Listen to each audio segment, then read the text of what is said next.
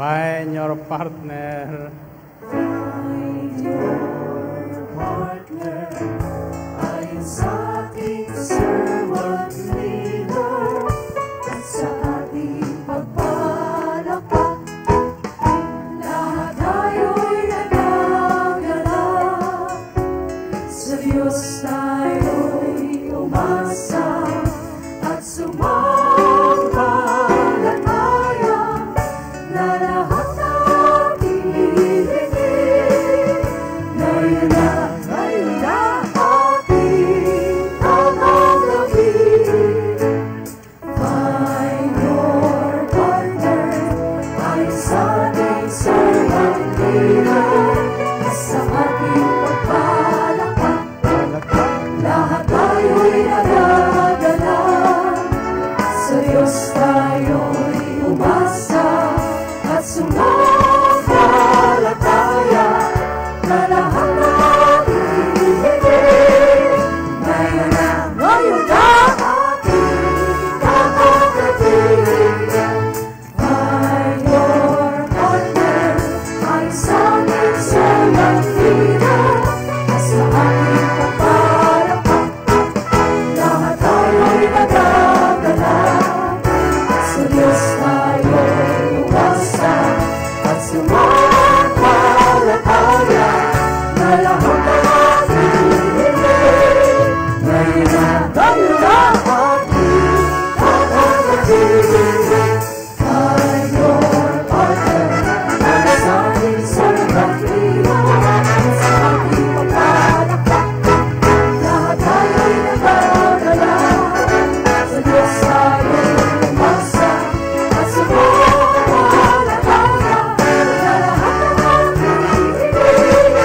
Ngayon na ating tatanggapin. Find your partner ay sa ating servant leader sa ating pagpalakpak, lahat tayo'y nagagalak. Sa Diyos tayo'y umasa at sumampalataya na lahat natin hihingin. Ngayon na ating tatanggapin.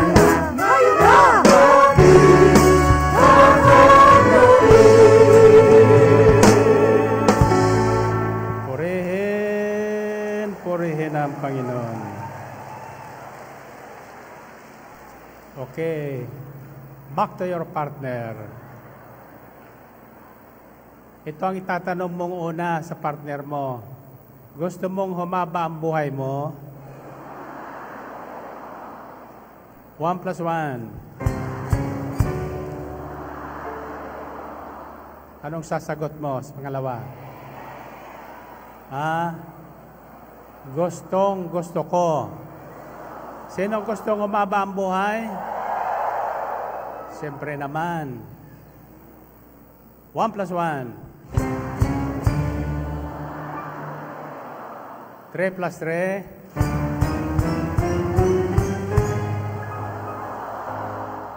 Sino gusto humaba ang buhay? O anong gagawin mo dapat? Sa bandang uli, sasabihin mo, piliin mo buhay, number 87. 1 plus 1.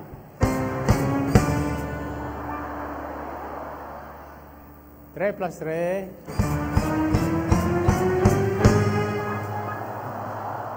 7 plus 7.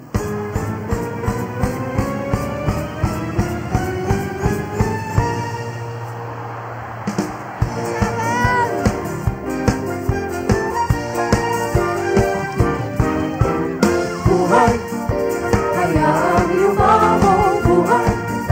Mahalaga sa Diyos ang buhay. Di natin buhay, hayaan yumabong buhay. Mahalaga sa Diyos ang buhay. Di katulad natin buhay. Sa Mindanao, buhay. Sa Bisaya, buhay.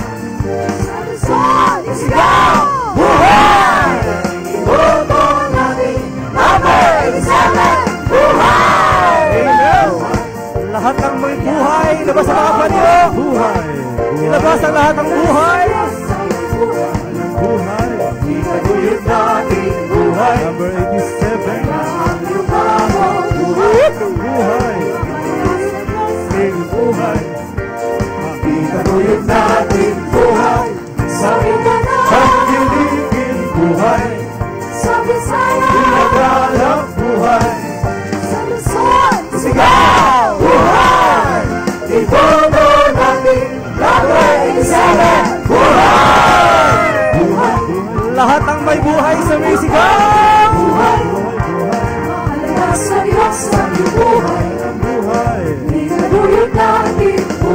87 sa Kaya balon. ang lubabong buhay, mahalaga sa Diyos ang iyong buhay. Ang buhay. Itaguyod natin Sa buhay. Mindanao, Sa Mindanao, sa piligid buhay. Sa Bisaya, sa Visaya, nagkalang buhay. Sa Ames, sa Ames, buhay! Ikuto natin, number 87, buhay! buhay. Kaya ang lubabong buhay, mahalaga sa Diyos ang iyong buhay. Lahat ng may buhay sumasayaw, Buhay, sumisigaw. lubabong buhay, Number 87 mahalaga sa Diyos sa iyong buhay. Itaguyod natin Sa Mindanao, sa Mindanao, sa Bisaya, sa Visaya, sa Ames, sa Ames, buhay! Ikuto natin, number 87, buhay! Purihin ang Panginoon. Okay, taas ang inyong mga panyolito. Pakinggan natin ang mabuting balita ayon kay Matthew, Kabanatang 18, talatang 19 at 20. Sabi ng Panginoong Kristo, sinasabi ko pa rin sa inyo, kung ang dalawa sa inyo dito sa lupa ay magkaisa sa paghingi ng anumang bagay sa inyong panalangin, ipagkakalob ito sa inyo ng aking amang nasa langit. Sapagkat saan man may dalawa o tatlong nagkakatipon dahil sa akin, naroroon akong kasama nila. Purihin natin ang Panginoon. Purihin ang Diyos. Narinig niyo yun? Okay. May patatandaan ko sa iyo, dalawang salita lang. Ang una ay nagsisimula sa letter K. K. Katigbak. Ang pangalawa ay nagsisimula sa letter P. Pansinin. Sino makakahula? Kulang sa pansin. Okay. Letter K stands for kapangyarihan. Kapangyarihan, and letter P stands for pagkakaisa. Kapangyarihan ng pagkakaisa. The power of unity.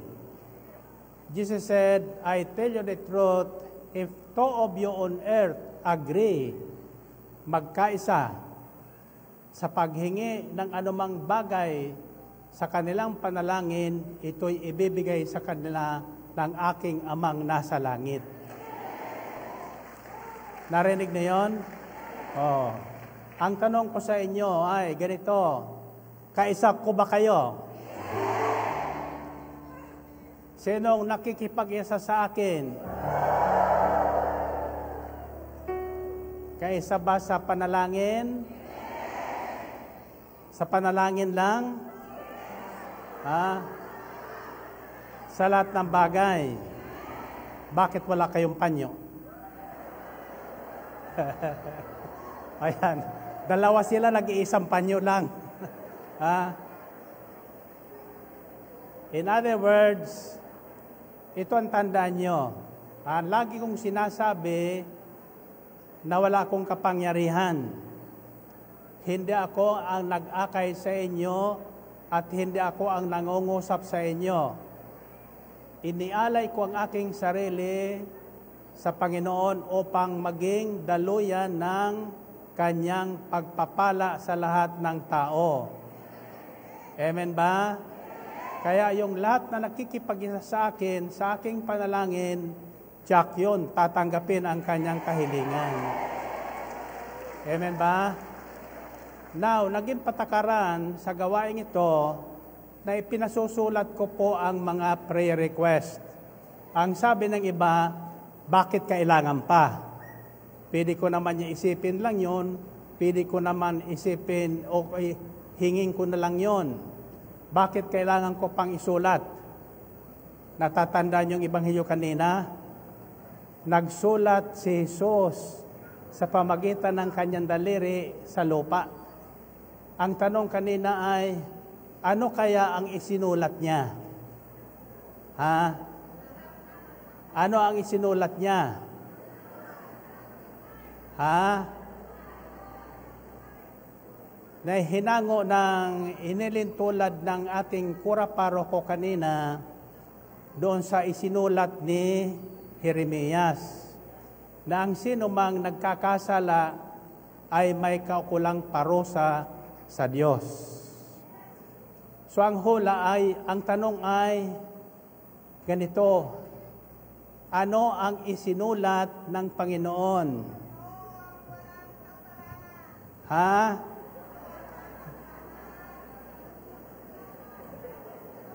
Pakikinggan nyo mabuti ang tanong. Huwag kayong basta magsasagot. Pakikinggan ng mabuti ang sinasabi, lalo na ang tanong, sapagkat ang sagot ay mababatay doon sa tanong. Ang tanong ko ay, ano ang isinulat ng Panginoon sa lupa? Ha? Correct, daliri. Ha? Ang sabi, nagsulat sa pamagitan ng daliri ang Panginoon sa lupa. Ang pangalawang tanong, ano kaya ang isinulat ng kanyang daliri? Ha? Hindi niyo mahulaan? Wala nakahula. Naghuhulaan kami ni Sister Belen, sabi niya, ano kaya ang isinulat? Ha? So hindi rin sinagot ng ating pare kanina. Pero ang isinulat, batay doon sa kanyang binanggit kay Jeremias, ang sino mang lumalayo at nagkakasala ay parurusahan ng Diyos. Ang isinulat ng Panginoon, ang nasulat niya ay ganito, sino man sa inyo ang walang kasalanan, siyang unang pumukol ng bato. At nakikita ng babae yon, kaya hindi siya umaalis. Hinihintay niya kung sinong unang pupukol sa kanya, sapagkat alam niyang lahat naman ay may kasalanan. Pangalawa, kung kayo nakikinig sa homilia kanina, walang katibayan. Bakit? Kung nahuli sa pangalo niya yon, totoo, di kasama sana yung lalaki. Sapagkat wala naman nangangulo niya mag-isa. Amen ba? Madaling magparatang. Pwede tayong maraming pag ikaw ay nasa pambunuan ng ating pamahalaan, marami ang nagpaparatang. Ako lang sa gawain ito, marami ng paratang ang aking tinanggap. Subalit, wala sa atin ang paghatol. Nasa hukuman. At ang hukom na hindi nagpapalto sa kanyang sisintensya, walang iba ang ating Panginoong Hesukristo. Taas ang kamay nyo. Tatandaan nyo sa kanyang pagbabalik, hindi na siya isang tagapagligtas. Isa na siyang hukom. Hukuman tayo ayon sa ating ginawa nung tayo'y nabubuhay at ayon sa ating sinalita. Ginawa, hindi ginawa, sinalita at hindi sinalita. Natatandaan nyo yun? So tatandaan nyo, nakasulat sa bato ang 10 utos ng Diyos. Para hindi makalimutan ng tao, hindi niya isinulat sa buhangin na kapag nakay, nabubura. Ang kasalanan ng tao ay hindi po sinusulat ng Diyos sa bato, sa putik lang, para madali niyang mabura. Sa sandali na tayo ay umamin sa ating kasalanan, nangumpisal tayo at hindi na natin inulit, nakakalimutan na ng Diyos yun. Nakakalimutan na parang tayong walang ginawa na masama. Amen ba? Subalit ang tao ay hindi nakakalimot sa kasalanan ng mga taong nagkasala sa Kanya. Hindi pwede yun. Kung gusto nyong gantimpalaan ng mahabang buhay at buhay na walang hanggan, piliin mo buhay. Amen ba? Taas ang kamay nyo. Pag pinili mo buhay, ang ibig sabihin yan, pananagutan ka ng Diyos. Bakit? Siyang may utos noon. Piliin mo buhay para humaba ang buhay mo at ang angkan mo sa balat ng lupa at pagkaroon ka ng buhay na walang hanggan. Amen ba? So, ibabahagi ko sa inyo ngayon ang kapangyarihan ng pagkakaisa. The power of unity. Ang sabi ng Panginoong Kristo, saan man may dalawa sa inyo dito, hindi niya hinihingi ang libo-libo. Dalawa lang. Ako, ikaw. Sino man sa inyo naririyan na makipag-isa sa aking iniisip, sa aking winiwika, sa aking nararamdaman, para sa inyo, tutugunin tayo ng Diyos. Narinig niyo yun? Subalit, ang sino man sa inyong sasalungat sa akin, huwag nang manalangin. Sapagkat hindi tayo tutugunin noon. Amen ba? Pero kung kayo ay makikipag-isa sa akin, sa lahat na aking ihayag sa inyo, at lahat nating hihingin sa Diyos, anumang hingin nyo sa Panginoon, ibibigay sa atin ng Diyos. Amen ba?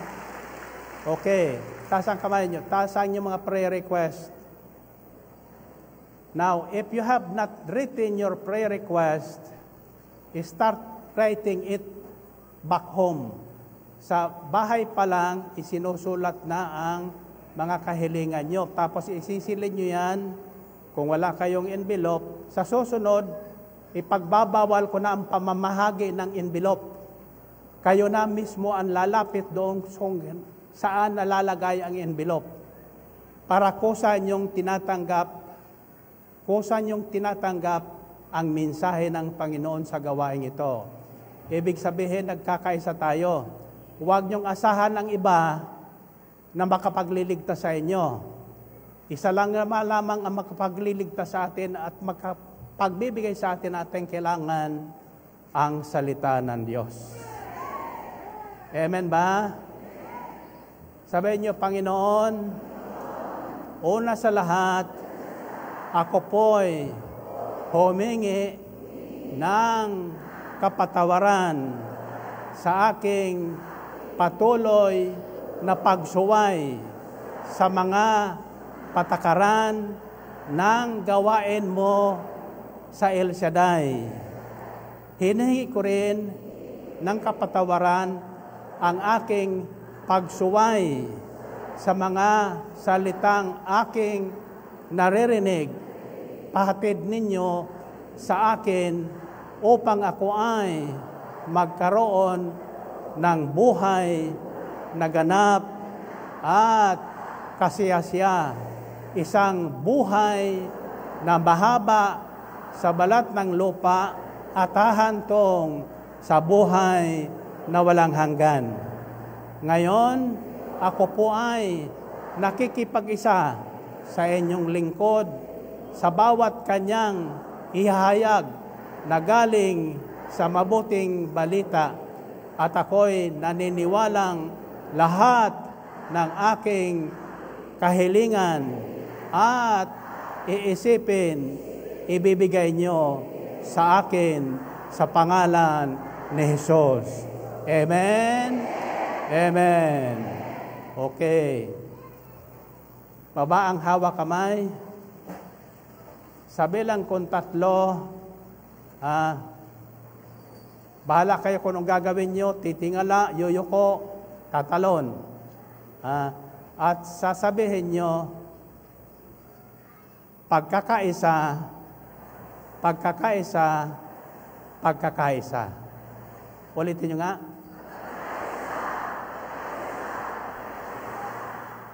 Isa, dalawa, tatlo.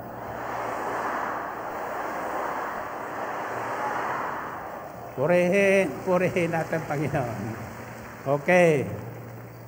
Ngayon, ang iba tumalon. Ang iba naman yumuko. Ang tanong ko ay, nagkaisa ba tayo roon? Hindi. Bakit? Sapagkat pinapili ko kayo. Pinapili ko kayo. Life is a choice. Tatandaan nyo yan. Kaya lang, may pinili ang Diyos. God's choice. Hindi lady's choice. God's choice. What we are doing here, what I've been doing here in this ministry for the last 35 years is to teach people God's choice. Ang pinili ng Diyos. Sapagkat mayroon tayong laya na pumili ng anumang bagay. May kalayaan kang dumalo sa araw ng Sabado, may kalayaan kang dumalo sa araw ng Martes, may kalayaan kang lumayo, may kalayaan kang lumapit. Nasusundan niyo ba yon? May kalayaan kang sumunod, may kalayaan kang sumuway. Amen ba? Ang tanong ko ay ganito, kung papipiliin ko kayo, anong pipiliin nyo?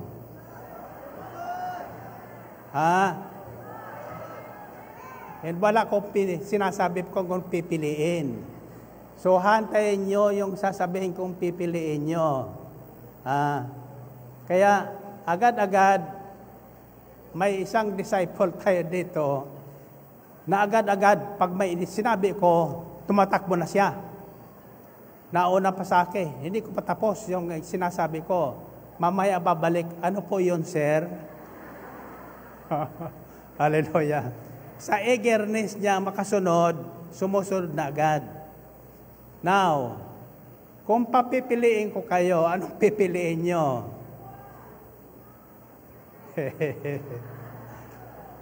Pumangit o gumapo?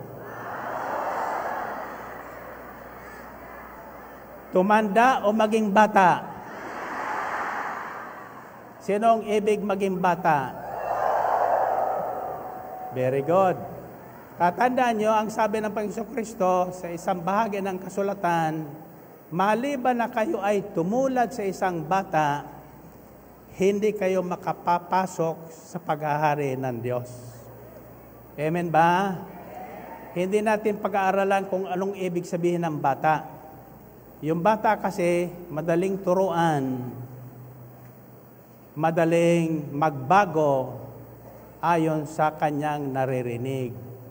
Iyon ang hinahanap sa atin ng Panginoon. So tatandaan nyo, life is a choice. According to choice, iyon ang magiging ikaw. Bibigyan ko kayo ng halimbawa tungkol sa kapangyarihan ng pagkakaisa. Sa aklat ni Moses, sa aklat ni Josue, in the book of Joshua, maririnig natin doon, mababasa natin doon ang dalawang magkaibigan. Sa Exodo, inutusan ni Moses ang 10 tiktik, 12 tiktik, para tiktikan yung, tingnan yung lupang pangako na sinabi ng Diyos, it's full of milk and honey. Pagbalik nung 12, ang sabi ng 10, mapapahamak tayo pag tayo pumasok doon, sapagkat nakita namin ang nakatira doon ay mga higante. Hindi natin kayang lupigin yung mga iyon. So nahintakutan yung mga Israelita. Papahamak tayo pala ng Diyos ni Moses. Ang pinakinggan ng marami ay yung balita ng 10. Nang dumating po si Josue, si Joshua at saka si Caleb, may dalang mga prutas. At ang sabi nila, totoo ang sinabi ng Diyos. The place, the promised land is full of milk and honey. Ito ang katibayan. Mga prutas na dala nila. Lahat na ori ng prutas na nakita nila. Ang tanong ko, hindi ba nakita ni Josue at ni Caleb ang mga higante? Nakita. Bakit hindi sila natakot? Tulad nung 10. Bakit? Sapagkat si Caleb at Josue ay nakatuon ang kanyang isipan at kalooban sa salita ng Diyos. Ang hinanap ng kanilang dalawang mata ay yung katibayan ng pangako ng Diyos sa promised land. The land is full of milk and honey. Ibig sabihin, puno ng pagpapala ang bayang iyon na hindi nila pinaghirapan. Pinaghirapan ng mga higante, ng mga nakatira doon nung una. Ngayon, bakit nakauwi sila ng mga prutas? Bakit? Yung iba ay prutas ng mga punong kahoy na matataas. Sapagkat sa halip na matakot sila sa sa higante, kinausap ni higante na sila itaas. Nasusundan nyo ba? O kaya tumayo si Josue at saka si Caleb sa balikat ng mga higante. In other words, yung dapat katakutan, hindi sila takot sapagkat ang kanilang iniisip ay ang pangako ng Diyos. Ang pangako ng Diyos. Kumilos sa buhay ni Josue at ni Caleb ang kapangyarihan ng pagkakaisa, sapagkat silang dalawa ay nagkaisa na sundin at hanapin ang sinabi ng Diyos. Paniwalaan ang pangako ng Diyos, paniwalaan at sundin ang sinabi ng Diyos.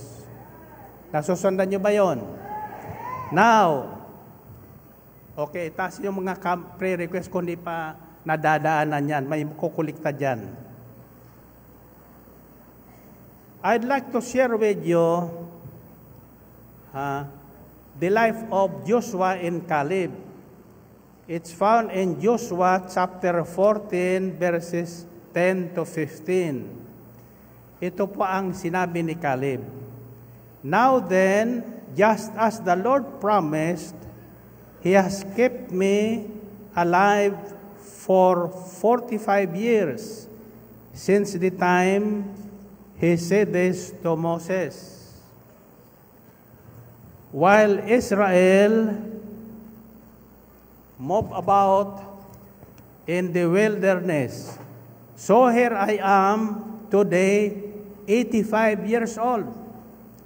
I am still as strong today as the day Moses sent me out.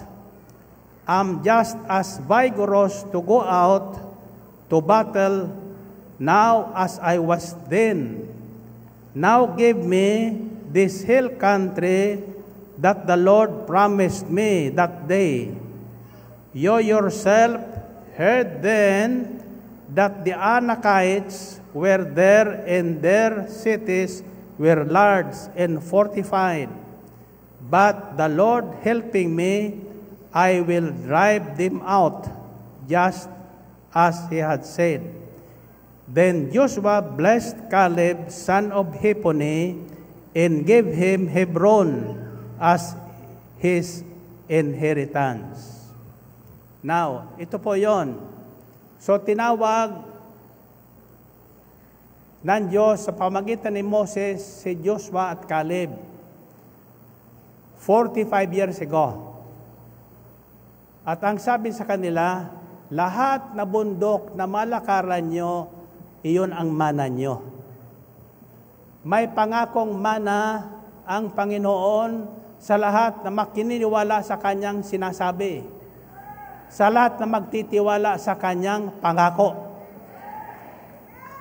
May mana na hindi natin pinaghirapan. Kayo ba'y naniniwalang mayroong nakalaang mana sa inyo na hindi nyo pinaghirapan?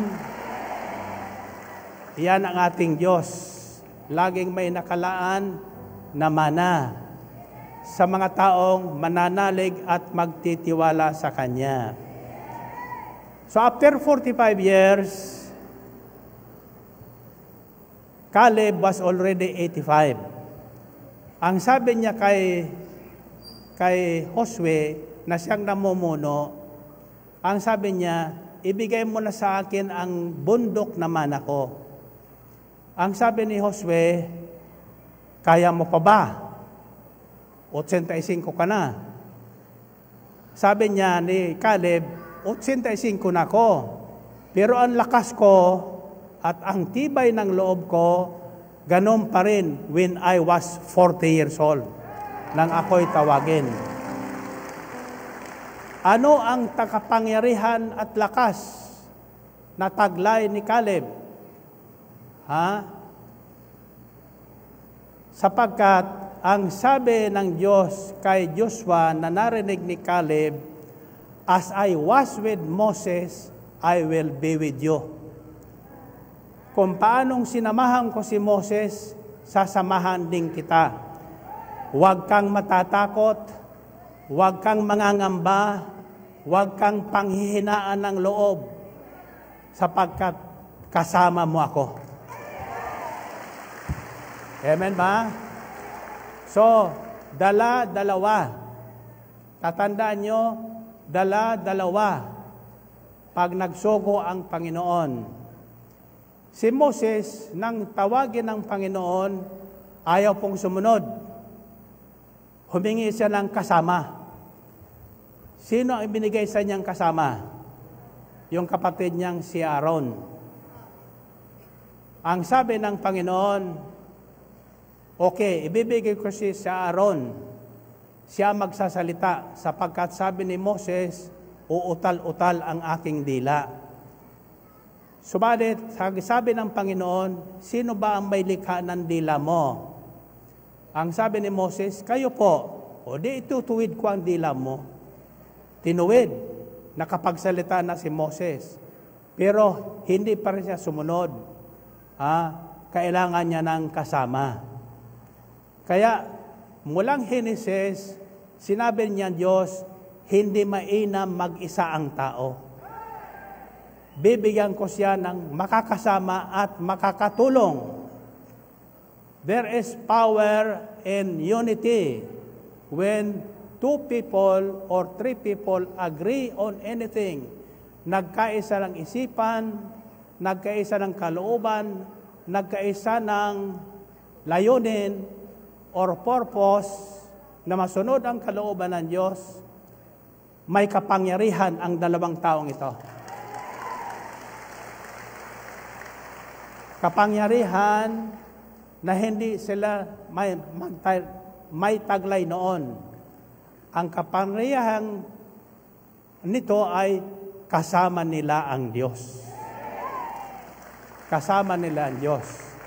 Kaya dito ko hinango yung ating 1 + 1 = 3. 1 + 1 = 3 sapagkat dalawa nga kayo, pero hindi kayo nagdalawa lang.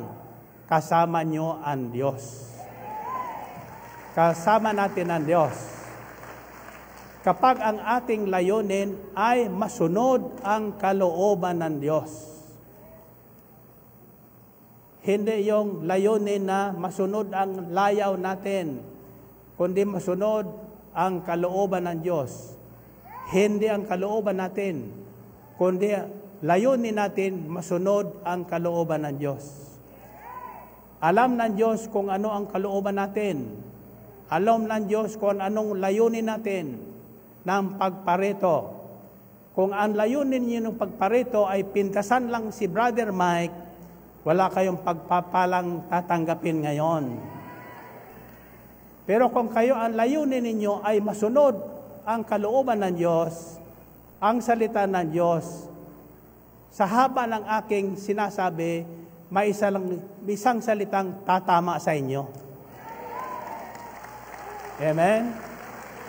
At sasabihin nyo, bakit niya alam ang problema ko? Bakit ako tinatarget ng mamang ito? Hindi kita tinatarget.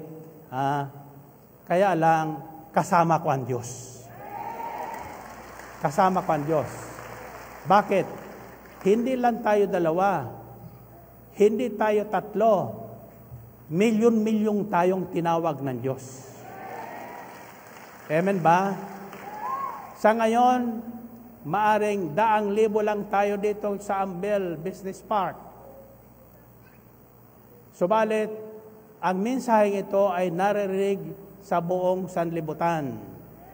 Kaya lahat na nakikipag-isa sa atin sa gawain ito, tinatanggap nila ang kanilang kahilingan. Sapagkat ang kapangyarihan ng pagkakaisa ay sumasa kanila. In other words, kaisa tayo sa lahat ng bagay. Ano mang piliin ko, pipiliin nyo. Amen ba? Ano mang sabihin ko, pakikinggan nyo at tatanggapin nyo. Pag sinabi kong talon, pag sinabi kong sigaw, pag sinabi kong iyak, pag sinabi kong halakhak, nakikita nyo? Yan ang kapangyarihan ng pagkakaisa. Kaya yung bisita nyo ngayon, for the first time, para naguguluhan yung isipan noon. Sabi na, alam mga taong ito, mga siraulo niyan. Pero tatandaan nyo, walang uuwi sa inyong nakasimangot. Sapagkat ang hiniling ko sa Diyos bago ako lumabas, fill my heart with joy. Punuin niyo ang aking puso ng kagalakan upang ito ay maibahagi ko sa mga kalungkutan sa buhay. Amen ba? Now, sabihin niyo, kipi. Anong ibig sabihin kipi? Kapangyarihan ng pagkakaisa. Now, may susi po ang kapangyarihan na yan. May susi. 3 letter po patatandaan ko sa inyo. 3 salita lang yan. Ang unang salita ay R. Nagsisimula sa letter R. Ang pangalawang salita ay nagsisimula sa letter D. R, D. R is as in rosary. D as in Dios. The next word is letter S. It starts with letter S, as in Socorro, as in Santos. Ang tanong ko ay, ano ang ibig sabihin ng R? Para magkaroon ka ng kapangyarihan ng pagkakaisa.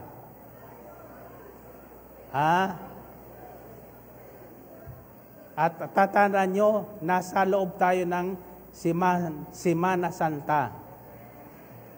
Ito po ang napapaloob, sabi nila repentance. Sabi na ba? Relation.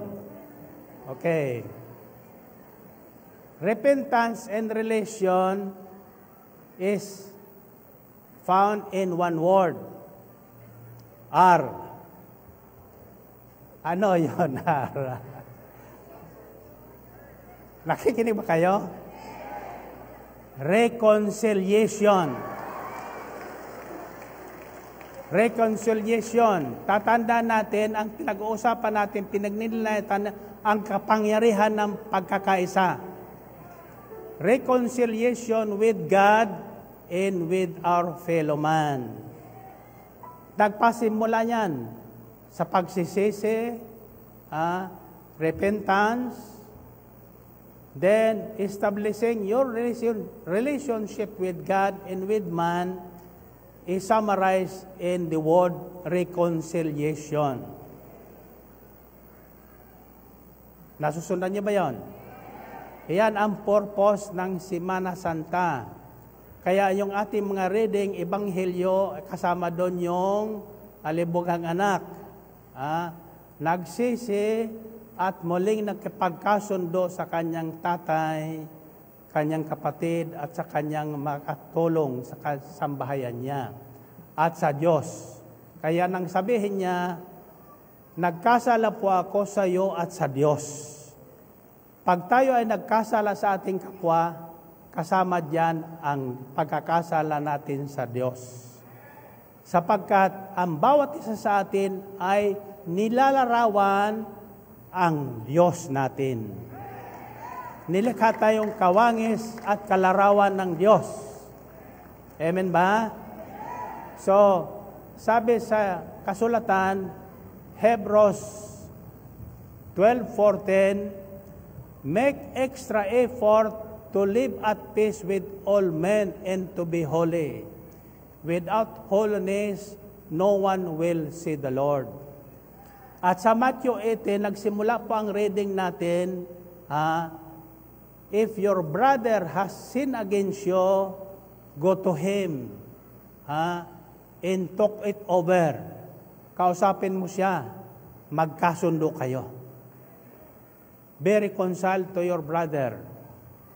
You cannot reconcile yourself with God if you do not reconcile with your brother. Amen ba? So, the letter R stands for reconciliation. This is the day for us to reconcile ourselves with God and with our fellow man. May kasalanan ka, hindi ka nagbayad ng upa ng inuupahan mo, may kasalanan ka sa Diyos. Sapagkat tungkulin mo, obligasyon mo, ang bayaran yung dapat mong bayaran. Amen ba? Kaya hindi bale, kaya makasama doon yung repentance sa penance. Narinig nyo sa pari kanina? Penance means ibabalik mo yung inutang mo. Ibabalik mo yung kinupit mo. Ang tawag sa atin ng Diyos ay mga magnanakaw. Anong ninanakaw natin sa Diyos? Lakasan nyo. Ikaw, sabi ng sister, nako po, ikapo na naman yan. Hindi ako may sabi niyan. Sabi niyan ni Propeta Malakias. Ang sabi ng Diyos, kaya ko kayo sinumpa sapagkat ninanakawan ako ng buong bansa. Ang sa Tagalog, isang ibang translation, dinadaya. Pero sa Tagalog, sa English version, you are robbing me. Sabi ng Hapon, you are robbing me. Ang ibig sabihin niya, loving me. Pero sabi, you are robbing me in what? In tithes and offerings. Okay? So, sabihin nyo, reconciliation. So, when you go home, be reconciled to your mother, to your father, to your brother, to your sister, to your neighbor, to your husband or wife. This is the day for reconciling ourselves with God. Para tatandaan nyo ang cross ni Kristo ay isang pataas, nakatayo, at isang horizontal. Nag-simbolo yun ng reconciling with God in man and reconciling with man to man. Nasusundan niyo ba? Okay. Yung nakatayo hanggang ngayon, kaisa ko ngayon. Sapagkat ako'y nakatayo pa rin. Yung nakaupo, napagod na yun. So, tatandaan niyo ang sinabi ni Caleb. When Caleb claimed his inheritance, he was already 85 years old. Ang sabi ni Josue, kaya mo pa ba? Ang sabi ni Caleb, ang lakas ko ngayon, lakas ko nung ako'y tawagin ng Diyos. That was 45 years ago. Nang ako'y tawagin ng Panginoon 40 years ago, I'll be turning 80 this coming August. Pero tingnan nyo naman. Kaya ba? Bakit? Nang tawagin ako ng Diyos, hindi na po nakatingin ang aking paningin sa mga nangyayari sa aking paligid. Hindi ko naririnig ang mga pintas ng aking paligid. Ang natatandaan ko ang pangako sa akin ng Diyos.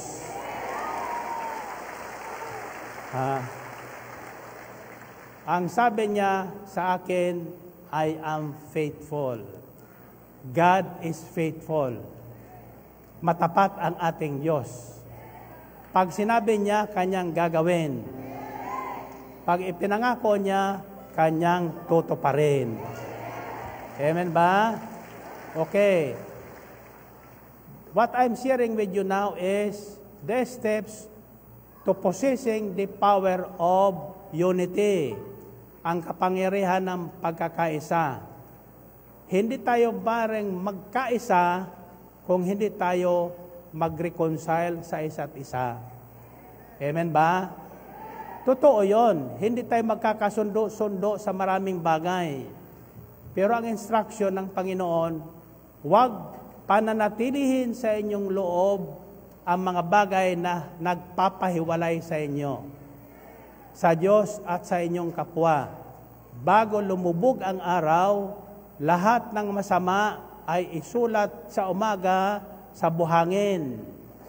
Lahat ng mabuti ay itaga sa bato. Iboto nyo si bato. Amen ba? Nakakaisa dito si bato, ano? Sinong buboto kay bato? Nagkakaisa tayo dyan. Bakit ko kinakampanya si bato? Si bato kasi, ang sandatan niya ay panyo ng buhay ng El Shaddai. Sapagkat ang nanay niya ay coordinator natin ng El Shaddai sa Davao for many years. Kaya nahupog po yan si bato sa salita ng Diyos na binabahagi sa kanya ng kanyang nanay. Okay. What is the next word? Day. Ano ibig sabihin ng day?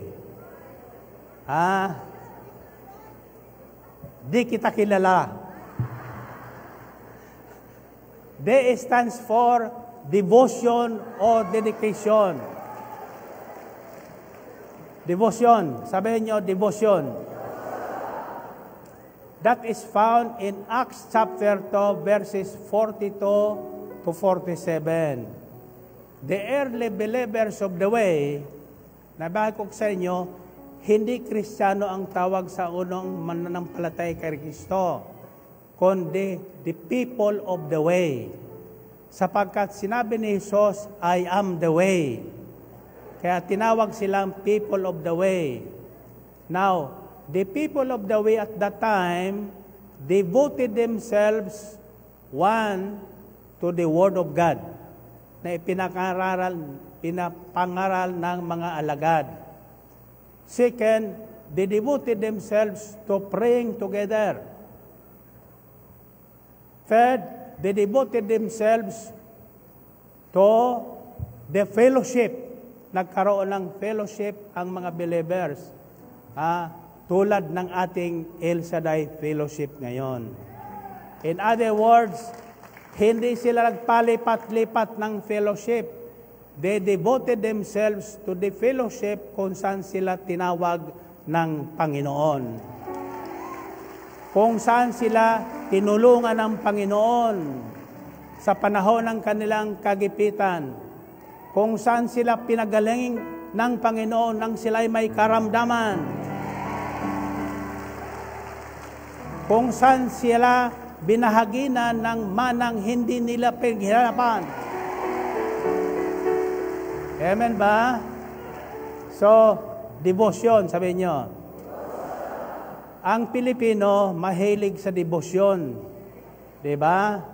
May devotion kay Maria, may devotion sa Manawag, sari-saring devotion. May devotion sa Nazareno. Noong isang araw, pumunta kami ng Malolos, Bulacan. Dumaan kami dyan sa Quiapo. Doon kami dinaan ng escort. Nakita ko, ang Plaza Miranda, makipot na pala, no? At yung simbahan ni Nazareno, maluwag. Walang tao sa loob. Bakit kako yung mga tao naghihintay pa ng January 9? Nakikipagsiksikan. Alam niyo kung bakit?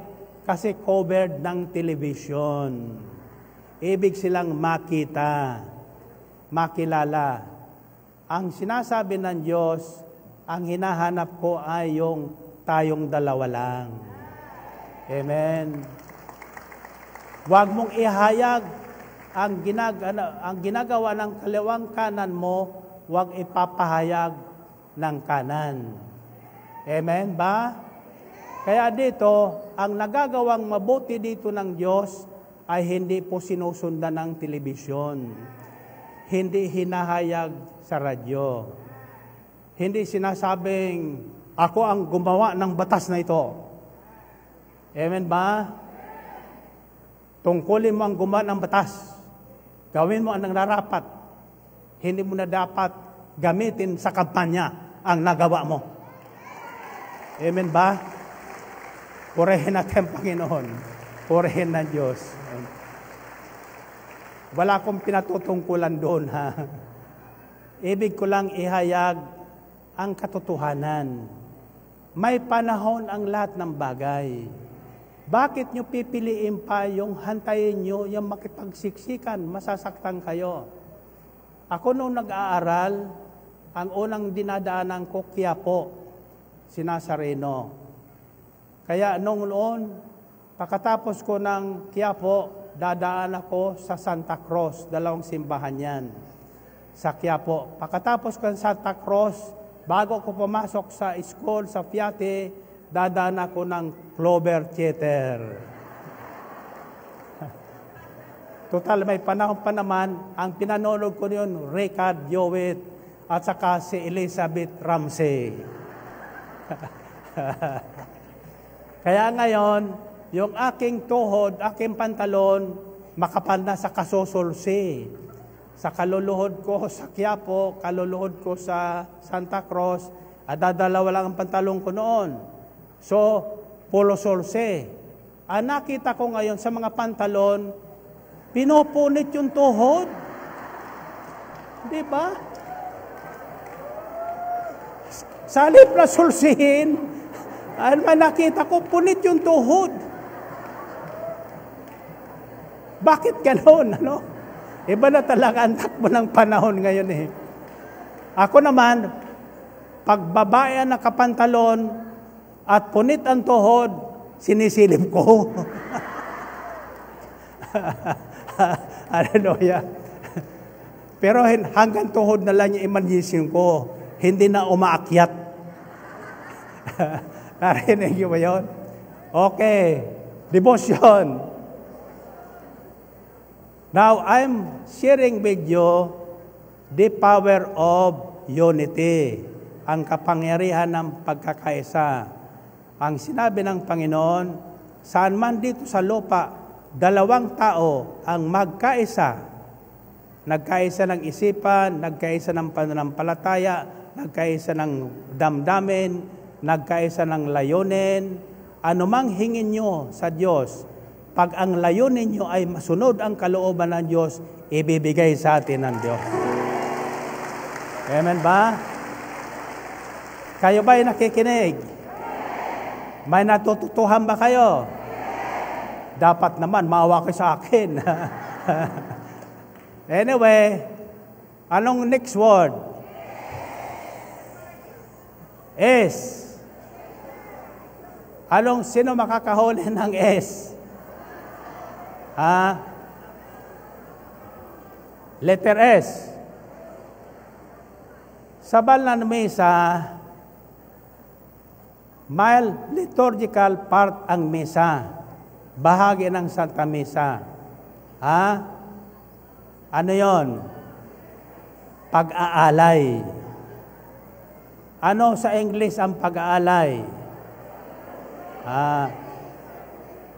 Offering. Now, what does S stands for? The letter S stands for sharing. Babahaginan mo ang Diyos ng pagpapalang tinanggap mo sa loob ng sanlinggo. Ang isa doon ay tinatawag na love offering. Sharing what you have received from God, you share it back with Him. And share it with your fellow man. The other word for that is generosity. Para magtaglay tayo ng kapangyarihan ng pagkakaisa, dapat kasundo natin ang Diyos at ang ating kapwa. It starts with reconciliation. The other word, letter D, is once you are reconciled, be devoted to God. Be devoted to the Word of God. And be devoted to praying together. Kagaya ng ating ginagawa. Be devoted to worship God. And be devoted to one another. Then the last one is sharing. Hindi lang yung binabahagi yung ating experience, kundi sinishare natin yung ating buhay at lahat ng ating tinatanggap sa buhay araw-araw. Ano mang katayuan nyo sa buhay, ako'y naniniwalang, walang taong hindi pinagpapala ng Diyos araw-araw. Amen ba? Yung iba dyan, walang hanap buhay. Anong ginagawa? Namamalimos. Binibigyan sila nung mayroon. Amen ba? So may pagpala siyang tinatanggap. Yung iba naman, nadulas. Bakit naapakan niya yung 1,000 piso? Na nahulog doon sa nauna sa kanya. Natatandaan niyo yung kwento ko tungkol sa bote? Sino katatanda doon sa bote? May isang nakakulong doon sa 7th floor. Parang tuwing may dadaan, naguhulog siya ng $10 muna. Pero, pag nakita nung dumadaan, inaapakan. Pagkatapos dinadampot, binobolsa. Hanggang sa malaki na $100 na. Pero ganun pa rin tinatangnan. Lilingon-lingon, kung may nakakikita sa kanya, dadamputin yung dollar at ibubulsa. Nakaisip ngayon yung nasa itaas na kailangan ng tulong, inilagay sa bote.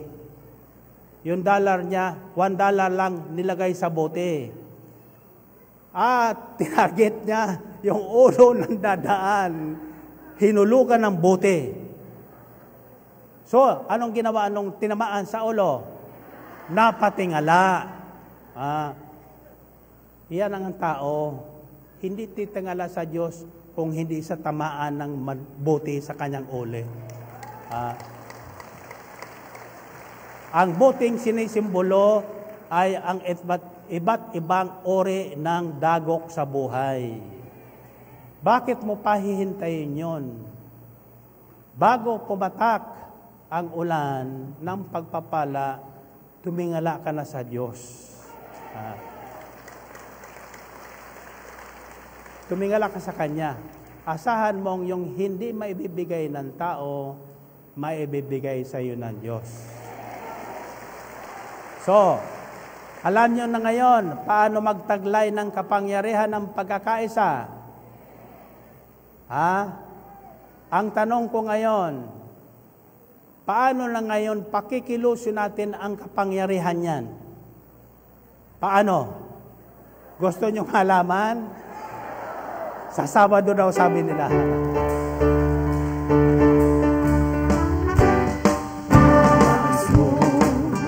Pagpalangin, simulan at tapusin ang gawain.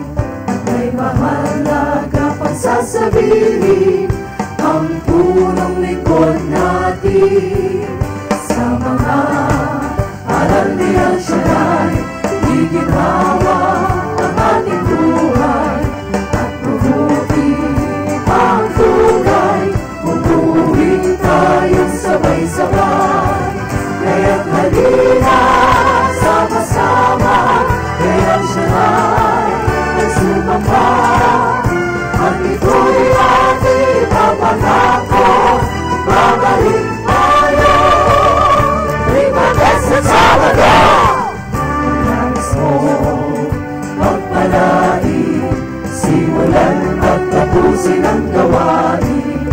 May mahalaga pang sasabihin ang punong likod natin. Sa mga aral niyang siya'y iginhawa ang ating buhay at tututi ang tunay. Umuwi tayong sabay-sabay. Kaya't halina, sama-sama, kayang siya'y ay sumamba. At ito'y ating ipapangako, babalik tayo, Limates at Sabado. Kaya't halina, sama-sama, kayang siya'y ay sumamba. At ito'y ating ipapangako, babalik tayo, Limates at Sabado. Babalik tayo, Limates at Sabado. Babalik tayo, Limates at Sabado. Purihin ang Panginoon. No, sa kamay. Sa kamay. Alam nyo, pag ako'y nagtatapon, iyan ay pinanalangin ko na. Pag kayo ay naniwala at magkaisa, ang lahat na isisigaw nyo, darating sa buhay nyo. Pagtapon ko sa inyo, ito ang sasabihin nyo, kaisa muna ako. Sinong makikipag-isa sa akin? Pag nagkaisa tayo, wala tayong hihingin na hindi darating sa atin. Anong sisigaw nyo? Ulit nyo nga. Patunayan nyo sa akin sa Sabadong, kaisa ko ka na kayo, ha?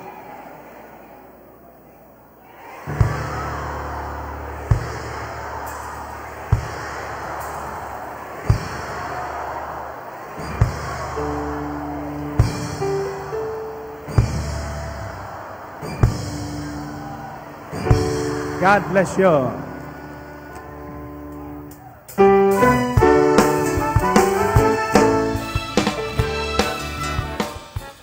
Buhay mo, buhay ko,